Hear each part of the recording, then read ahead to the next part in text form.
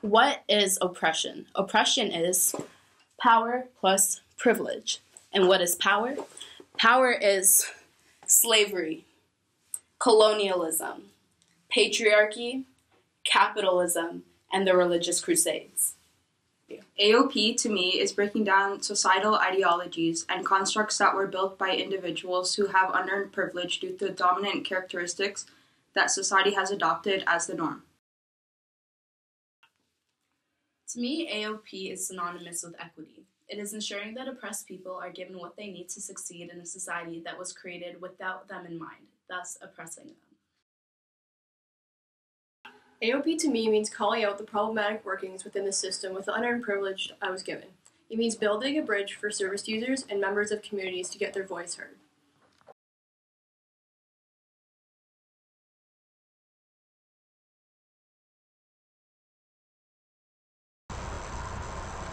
My social location is being a South Asian female Sikh university student from the middle class suburbs.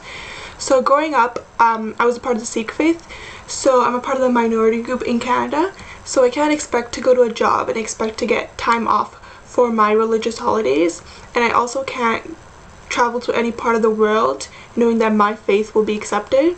And growing up, I remember there'd be like a lot of TV shows, and there still is a lot of TV shows, magazines, and movies that kind of displayed whiteness as the norm, so I kind of grew up thinking that me being colored doesn't reach that standard of beauty in society. So even though I'm oppressed in some ways, I'm also privileged, so I'm able-bodied, so I don't have to worry about public transportation or how I'm going to get to the top floor in a building with only stairs. And I also grew up in a middle-class family and a middle-class suburb, so I didn't have to worry about, I didn't have to be scared about going outside, I didn't have to be concerned about my safety, and I also could afford to go to university, and I also went to a good high school with books and supplies and computers.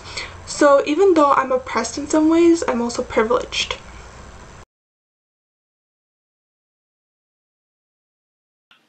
My name is Sophia Feta. I am a 20-year-old white mixed heterosexual woman from a middle-class family. I am at Max, so I've had opportunities for education and good health. So basically what we learned in class, I have a pretty privileged life. Although my dad is an immigrant born and raised in Tunisia, a North African country, I look like a white person, and I get the privilege that goes with that. I'm also Muslim, something of which I've never felt personally oppressed for, but I empathize and understand the experiences that a lot of other people have in the world. A common question I got as a child telling my friends about my religious faith was, how can you be Muslim if you're blonde or white? Which is funny to me, but as a child that's something that confused me, and I still think about it today. It's so important not to assume and make judgments based on how people look or what we think they've experienced in their life. And that's something that I plan on carrying on into my education and hopefully as a future social worker.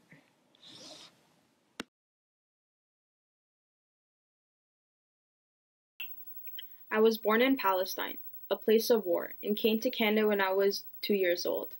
As immigrants, it was hard for my family to adopt a new way of living, and it took a lot of work to get to the place my family is at now. There has been a lot of stigma towards Arabic people, as them being terrorists and harmful to others. However, there's also an added stigma towards Arabic women, as they are portrayed as being uneducated and dependent on their husbands for everything. I feel like I do not express my race and culture a lot, and therefore people do not assume that I'm Arabic firsthand.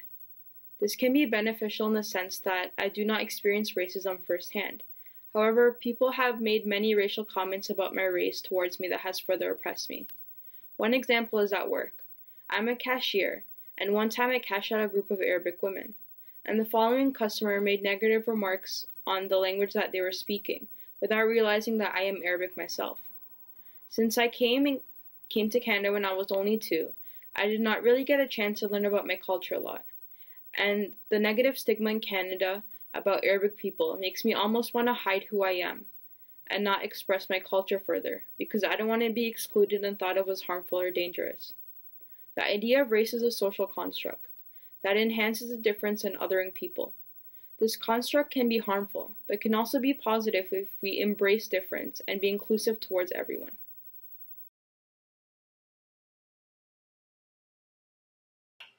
In my life so far, I have yet to experience direct depression. I know I've probably experienced it on a structural level or on a systemic level, but without really knowing it. And I think that has also been me being oblivious to the stuff that happens. But I feel the more I've learned, the more I realize. I've experienced depression at work, where I've had clients, who are racist to me, and I've had talks with them, but because there's no power coming from what I'm saying, it was really not effective. But I do realize either way, without me experiencing directly, without someone saying it to me, I could still be feeling it, especially because I'm a race, because I identify as Black. That's already something against me, because of where I was born, because I wasn't born in this country, I am an immigrant. There will always be fights against that because of my gender, because I'm a woman, and because also that I'm a woman and who is Black. The oppression is probably more severe that I experience compared to a white woman, because of the language that I speak, because English is actually my second language. I have gone through many experiences where people have stated, oh, like, you speak English very well, considering I've been here for 10 years, like, I really should be speaking English well, because of my family status, because I live with a single mother. I've never had a father in my life, so that just falls into the stereotypes of Black families, because of my culture, because I embrace Canadian culture, but it is not my main culture. So I do celebrate some of the holidays, but they are not what I identify with. Because of my socioeconomic status, because I'm not middle class or upper class, I don't get the same benefits that they do.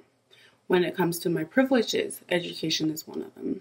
Because I am in this country and have gotten the right to choose to get post-secondary schooling, when other people really don't have that choice, even where I come from. My mental health is another privilege that I have that I never really think about, but it is one that I've attained because I've never been diagnosed with anything. My age is another privilege that I guess unearned just because I'm younger. I am not oppressed because of that, because of my religion, because it is a chain of Christianity. I still fall under Christianity, and I'm not oppressed because of that. Because of my gender identity, because I identify the way I do, it falls with the norm. Because of my sexual orientation, that also falls with the norm. I have earned that privilege, even though it's something I never really think about, and it's something I really didn't have to do much to earn.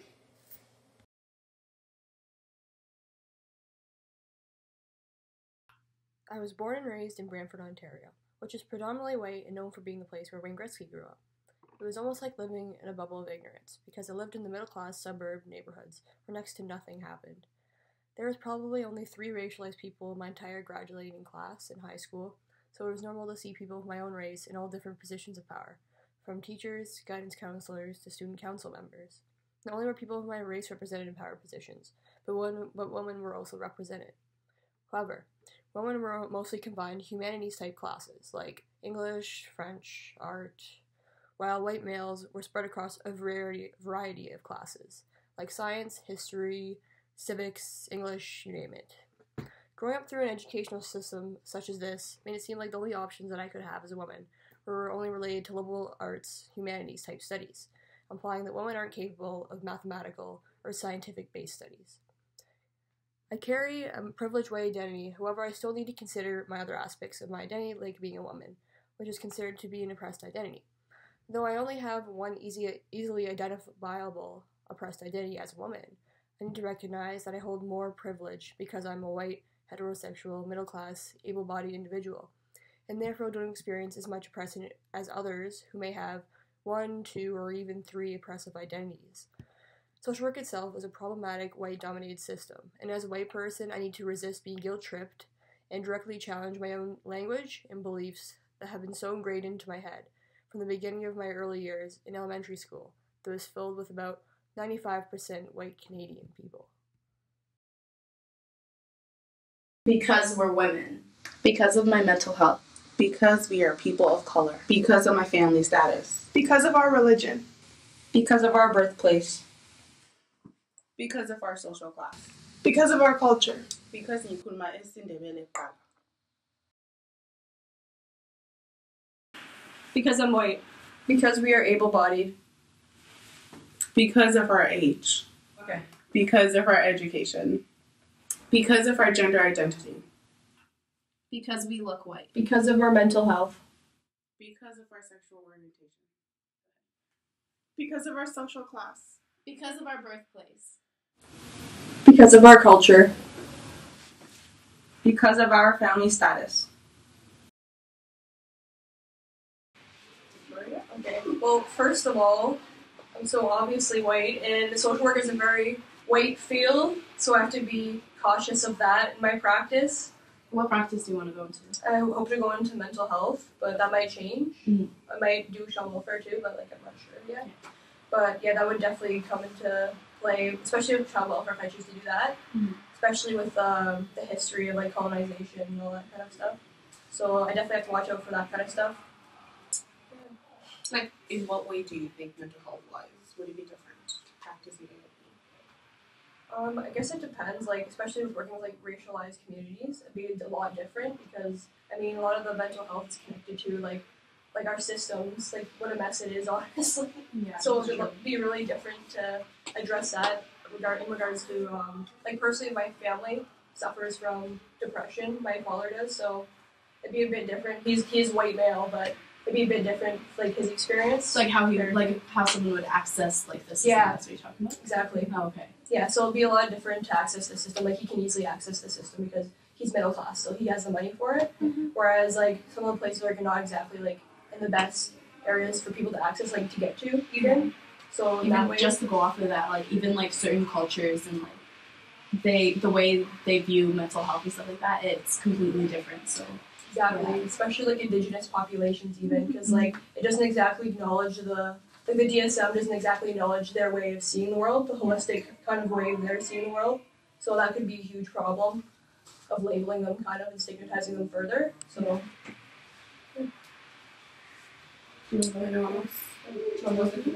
Well, I'm not sure where I want to work, but I want to give people a voice if that's one thing I could do.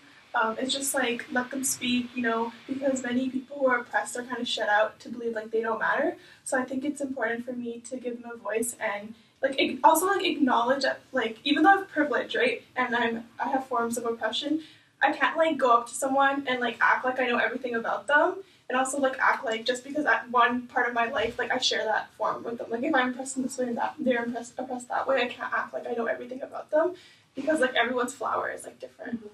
I think I have that fear, too, of further oppressing Black people, Yeah. just because I can relate to them. But then I have to realize, I probably do have other privileges that I don't have. So that's a fear I have as well. For me, it's the same because I want to work in community development, especially with Black youth. So I do want to do child welfare, but I'm scared that I'm gonna be one of those social workers that practice so by the book, and the system clearly is not working, and I don't want to keep reiterating that. I feel anti-oppression obviously is trying to fix that, but I feel it's not going far enough.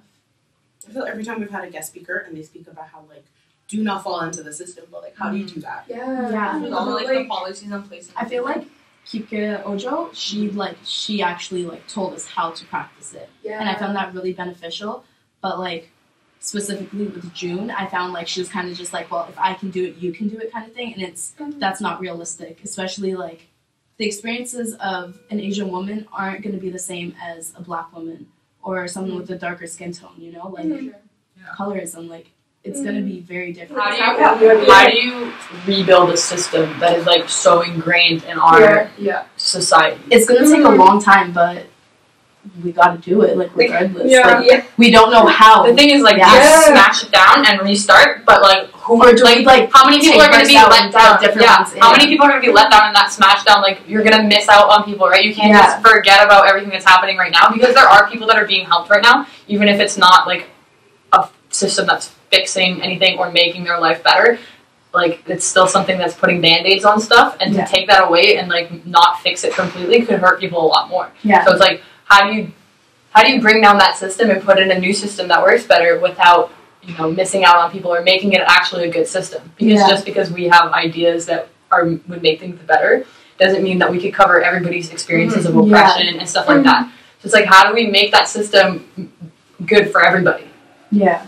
And I feel like that's kind of scary. Like, how do we fix that completely? Like, especially since it's built the way it is. Rebuilding it won't benefit the people of privilege, so they're obviously not going to want that too. Yeah, and they're the ones that hold the power. So so I think, like, in that sense, like, we do need to get people with more radical ideas in power.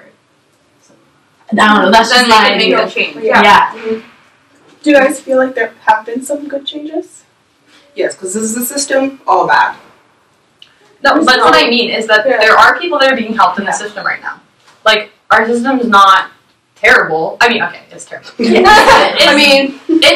But it's not that horrendous. Yeah, I don't change. It's fixable-ish? Like, I don't know. Maybe we don't know though. Like, I know that's the thing, right? But like, oh, this is gonna change it, and it doesn't like. But the thing is like, it's fixable in a hypothetical way, but is it fixable in that like people want it to change? Because because it has to do with money, it has to do with power, it has to do with everything that the dominant group has that the other groups don't. Any type of groups that like any type of oppression.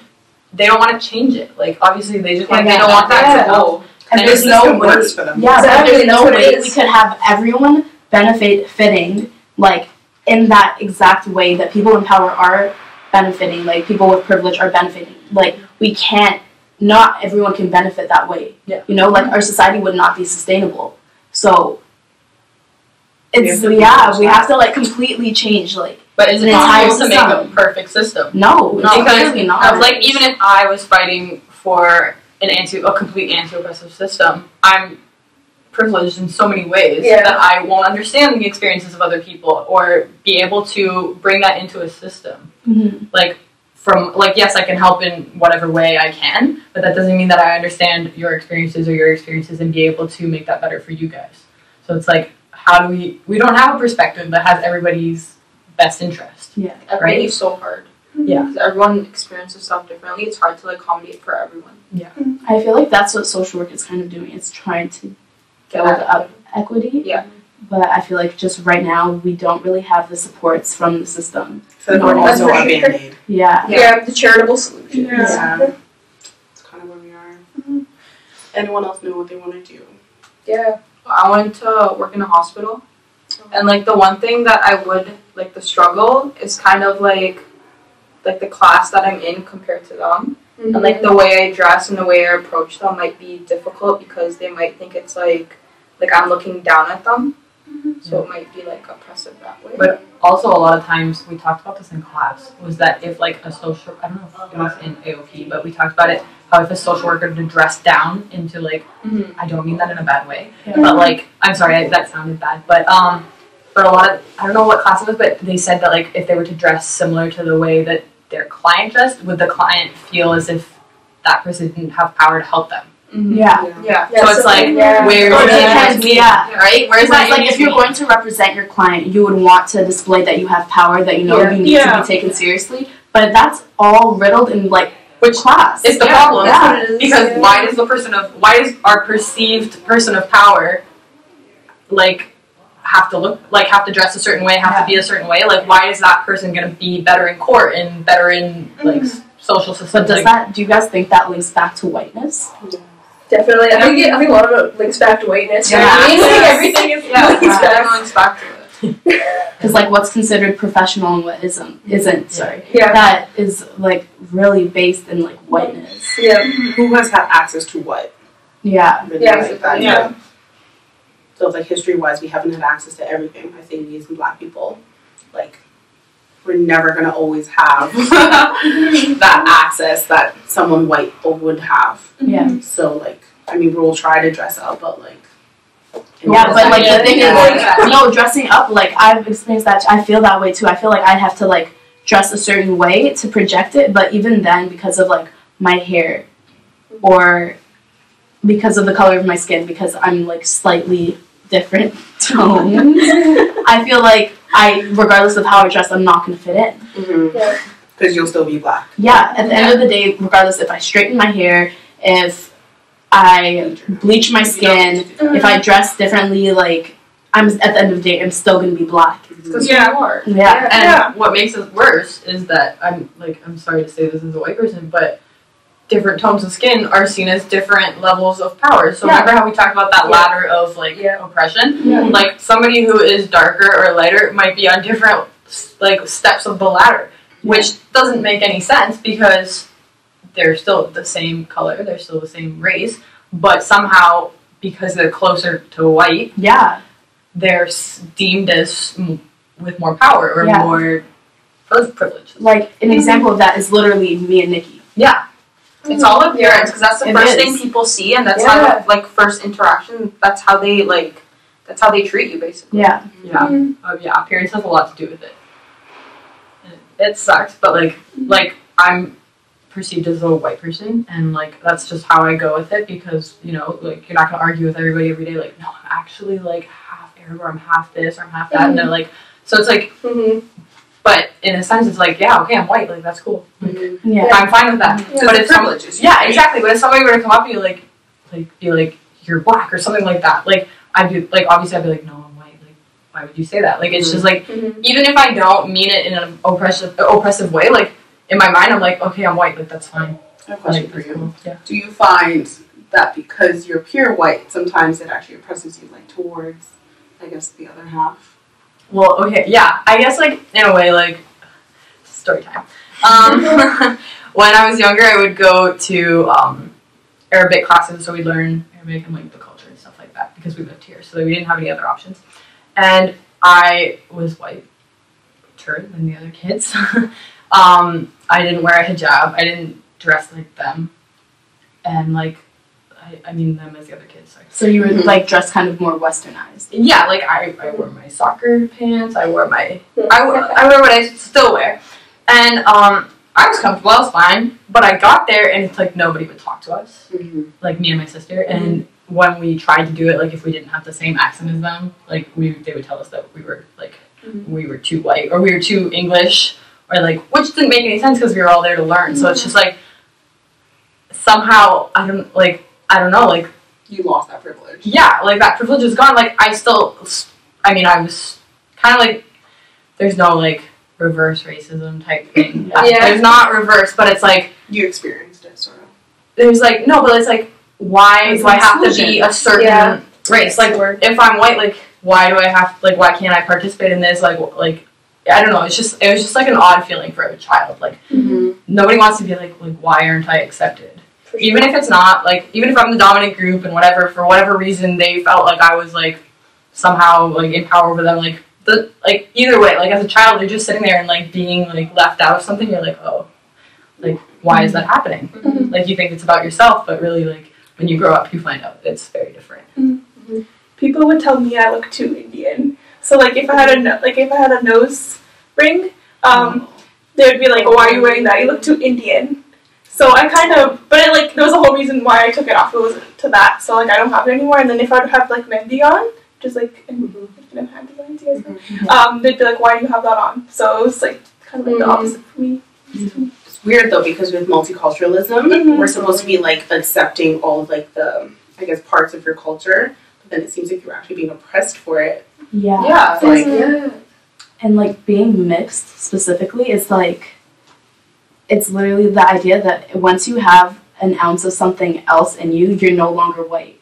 So, like, but people would be no like... longer black. Exactly. But the black community will accept me more, right? Because if I were to, like, walk into a white situation, like, a group of white people and be like, oh, I'm white, they'd be like, no, you're not. And if I was to listen to, like, I love country music, and people will tell me, you're white, why, like, you're acting white because of that. Or they'd be like, oh, I see the white in you now, like, why does my preferences impact the color of my skin? Why is your attributes? The way we have to act in certain environments, like especially in university specifically, like if I were to talk how I talk with my friends, everyone would be like, wow, this girl's uneducated, she's ghetto, whatever. When really I could have, like, exactly the ghetto black girl, or if I get angry, it's the angry black woman stereotype.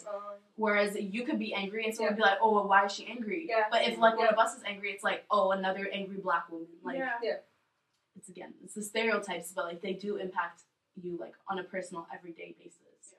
So then I struggle with like, I mean, I probably still practice like anti-oppressive, but I find I experience a lot of oppression from this one client because every time it's based on my skin color.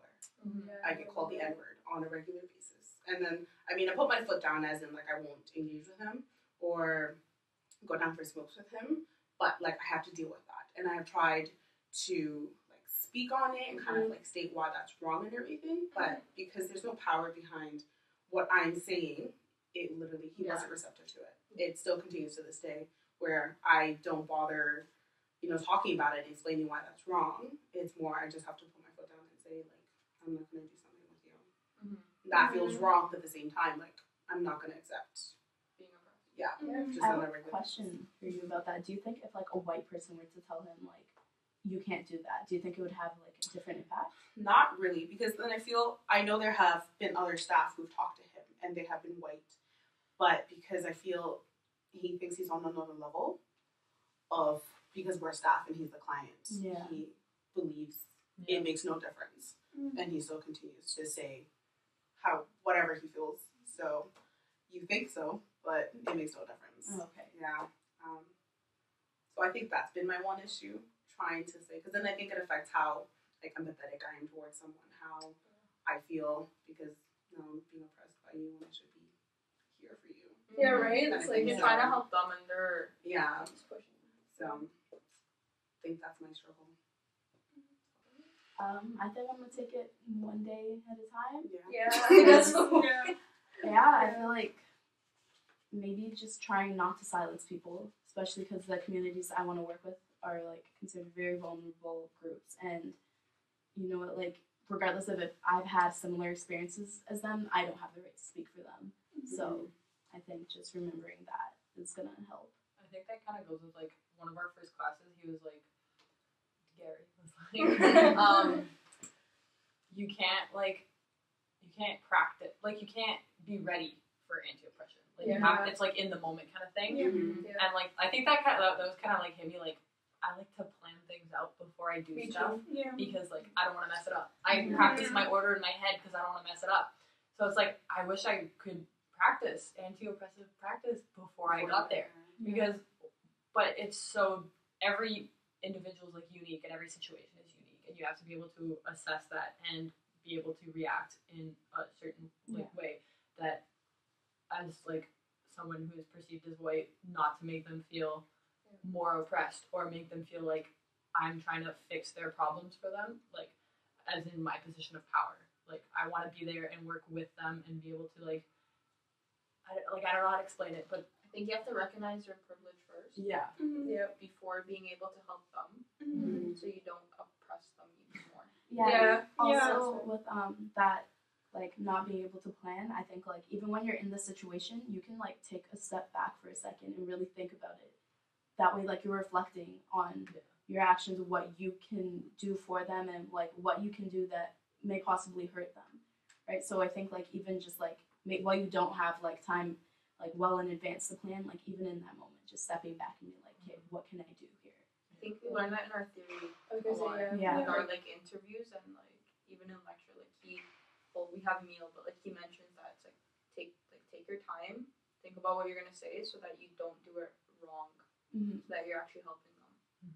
Yeah, like what Anne Marie said, she says, when you think of something like what you're gonna say, like what are the consequences gonna be? Yeah. Like how's that person gonna feel? Like how would you feel if you said that? That kind of thing. So. But that's also hard when you're such different people, right? You have different experiences. So like if I were to somebody were to come up to me and be like, "You're white," like I'm just saying, like this example, it's not the same experience as somebody going up to her and be like, "You're white," like. It's different, so like you have to empathize with them, even if you can't understand exactly how they are. You can acknowledge that, and that actually does like help a lot. She'd be like, honestly, like I've never been in your position, and correct me if I get this wrong, but it sounds like that's recognizing your privilege. I think it's also important to be mindful of your language in the field, and if someone's like calling you out for being oppressive, I think it's important to not be defensive about it and kind of be like open to what they have to say and like open to new ways of thinking. I think that's really important. I agree. I definitely agree with that. Like a lot of my friends, like I notice more now that I'm in social work, a lot of the like words they use is like very wrong, and I'm like, I need to call that out. Like, I just can't like find that like I have to call my friends out. exactly. Like I can't let them Yes. continue saying that just because like if we're gonna progress as a society, we have to do it on an individual level as well. It doesn't matter if they're your friends. Exactly. Like you have to. That's the thing. 'Cause, like if you just keep letting it go, it's like okay, well we're reinforcing this. Yeah. Thing, so like The thing is, terminology is always changing. yeah. Like the It's word hard is to started learn. off Yeah. to be proper, and now it's not. Yeah, but that's the problem. I mean, that's not a problem because you can learn. Yeah. Like, exactly. But what about the people who refuse to learn? No, Yeah, but what that's I'm saying something. is that that's different than being like saying something that somebody else took as oppressive or as rude or as anything, and then telling you like that's wrong, and you take that into heart, you change that, right? Yeah. For people that aren't doing that, they never meant to do it in the first place, right? So like where do they go? They continue. There's always gonna be someone that's holding back progress, and like and I think that eventually you want to get to the point where you don't learn those oppressive ways, like as a child or as like ingrained. So if we ingrained continue in to our unlearn society. them, then we won't have to. I mean, unlearn them it might not eventually. be fixed in our lifetime. Yeah. I don't know if there's enough time because there's still people being born every day learning these things, like being oppressive every day. But eventually, and I think that you see it in some of the ways that humankind has evolved, and I don't mean that it's fixed in any way because we still see racism every day, we still see sexism every day, we still see all these things every day. But I think that we're starting to recognize like we got people get gay rights, like people got sorry, I don't have a lot of bliss, but you know what I mean, like we're evolving as a society, but at the same time we're not all evolving, and that's leaving little things, and every generation is going to keep going. It's also not linear. Like it's not like every generation learns something. Like we'll take 2 steps forward and 1 step back. Yeah. It's a little harder. It's harder, but I mean, There's a lot of work. someone has to do it. Right? yeah, and I think little by little it can change, but there's no way that we can get past this without people like not learning it as kids and not being enforced throughout their lifetimes and not being accepted by other people. Every time we let somebody say oppressive, offensive words and nothing happens to them, they think it's okay and they continue. Which is why it's so important for us in our position, like just as humans, even if you're not a social worker, to intervene. You never know who you're hurting. And like by not saying anything, you're basically being a part of the problem. Yeah. And you're saying it's okay for them to be saying that. Yeah. Like we have to educate the younger. I feel like it should be in Yeah. the curriculum, like Yeah. to teach them about like. I feel like colonialism? anti-oppression should be like a course. Yeah, I feel like specifically, like one thing we actually need to learn, like as kids, is like the history of colonialism in Canada. You know, I have not learned it until like indigenous like. You learn about indigenous cultures and stuff like that, but you learn the fun stuff like they fished, they hunted, they lived in log houses, Oh my they God, rocked that's it. it. When you teach history, all I know is about the Europeans. Yeah, and they mention the indigenous people, but not They don't so mention. specifically about like what the Europeans did to them. No, they just came and they talked. If you don't acknowledge And then that they- this is not our land. And I also like that's another thing I've thought about is how do you fix a problem like that? What do we do? You need to ask them how we No, can but fix it. the thing is like, do we tear down our land and give it back to them? Like, I feel like we got into a point At where least we're past. acknowledging it. No, I know, but that's the thing is acknowledging it helping them. Is saying sorry enough?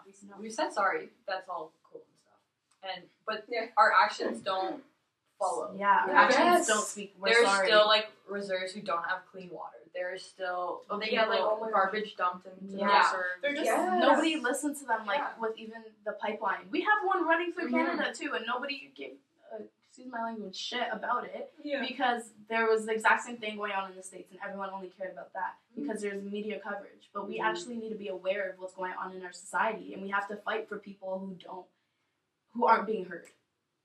I think that's our job as an advocate, right? Yeah. Going off of that, like just kind of my personal experience, like I live in Brantford, and the Indian Lake Reserve is like right there, literally right near us. It's almost like it's kind of ignored, and like there's this school like it's called Assumption or whatever, but I think like everyone that's like Indigenous goes there, so it's like known as like the Indigenous school. So like I find there's a lot of stigma around that. Like we're kind of pushing them aside. Like, oh, you're not part of like the white Brantford, so like you're completely here's your own stuff. Like you can stay over still there. Segregated. Yeah, exactly. That's how I saw it. Like I'm like segregated. Like I didn't like I realized all this now. I'm like, this is crazy.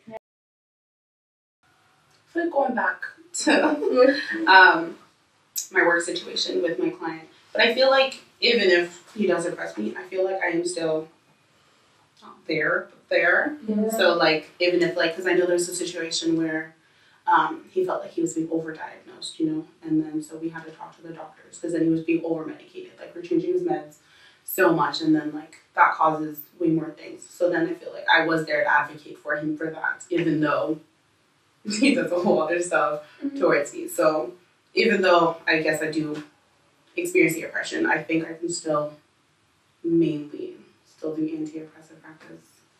That makes sense. Yeah. Okay. Yeah, because you're still advocating. Like we're all here to like help people at the end. Mm-hmm. And like you have to understand that like a lot of people don't understand anti-oppressive like practice, and like they're not learned like or taught about it, so like they're ignorant about it. And you can't really blame them for that.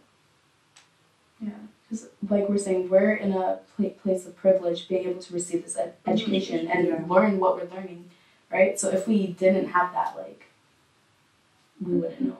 Exactly. Like I want to touch on that. So I think when I started like getting into like social justice issues and wanting to be a social worker and whatever, I think like a huge problem for me was like being like, oh, like white people are the problem kind of thing. And I think like this class and like social work in general and like being at Mac has taught me that, you know, like it's not that necessarily, it's literally, it's the legacies, right? So it's our society, and it's the way we're taught to view things and to treat people. I think that's the real issue. And ways that like I can be oppressive too, just because I'm a minority and I experience so many like different kinds of oppressions. That doesn't mean that I'm not an oppressor. And I think this class has really helped me to realize that. It's just like, you can be oppressed and still oppress someone. And you need to be very mindful of